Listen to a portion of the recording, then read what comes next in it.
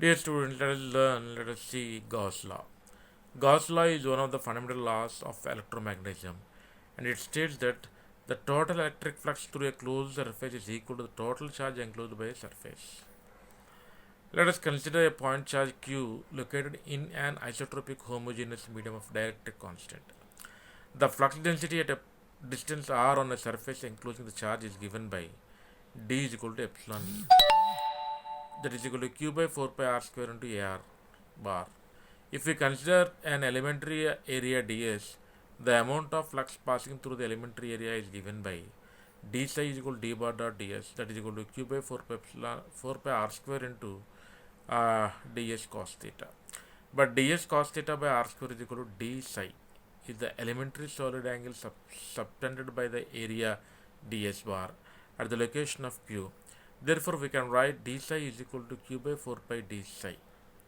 For a closed surface enclosing a charge, we can write psi is equal to closed integral d psi, that is equal to q by 4 pi surface integral d psi is equal to q, which can seen to be same as what we have stated in the definition of Gauss law.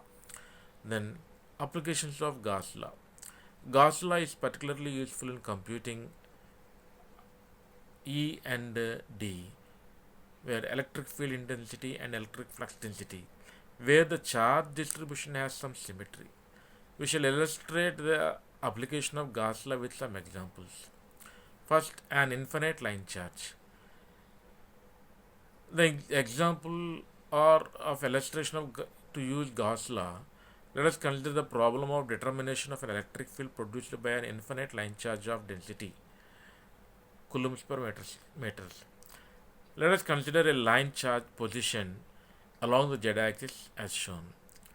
Since the line charge is assumed to be infinitely long, the electric field will be of the form as shown.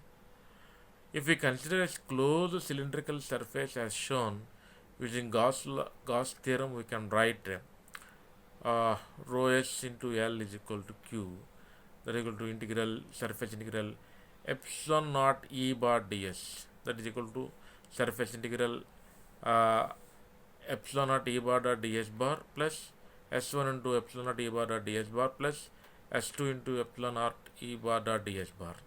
Considering the fact that the unit normal vector to areas S1 and S3 are perpendicular to the electric field, the surface integrals for the top and bottom surface evaluates to 0. Hence, we can write rho L is equal to epsilon naught E into 2 pi rho L. E bar is equal to rho L by 2 pi epsilon naught into rho AR bar. Okay, next coming to the infinite sheet of charge. As a second example of application of Gauss theorem, we consider an infinite charge sheet covering the xz plane as shown in figure. Assuming a surface charge density of for the infinite surface charge, if we consider a cylindrical volume having sides placed by symmetrically as shown in figure, we can write surface integral d bar dot ds bar is equal to 2d into delta s, that is equal to rho s into delta s, where E bar is equal to rho s by 2 epsilon naught ay from the figure. It may be noted that the electric field strength is independent of distance. This is true for an infinite plane of charge. Electric lines of force on either side of the charges will be perpendicular to the sheet and extend to infinity as parallel lines. As number of lines of force per unit area gives the strength of the field becomes independent of distance. For a finite charge sheet, the field will be a function of distance. Next, coming to the third example, uniformly charged sphere. Let us consider a sphere of radius r0 having a uniform volume charge density of RV, that is coulomb per meter cube. To determine the electric flux density everywhere inside and outside the sphere, we construct Gaussian surface of radius r less than r0 and r greater than r0. For the region r less than r0, the total enclosed charge will be q enclosed is equal to rho v into 4/3 pi r cube.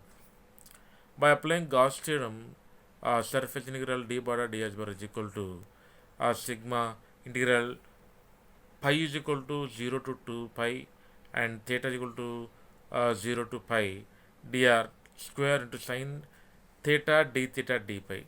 That gives 4 pi r square on dr bar, which is q enclosed. Therefore, d bar is equal to r by 3 rho v into ar bar. For this r, when r lies between 0 to r naught. For the region r greater than r naught, the total enclosed charge will be q enclosed is equal to rho v into 4/3 pi r naught r cube. By applying Gauss theorem, d bar is equal to r naught cube by 3r square rho v into ar bar, where r greater than r naught.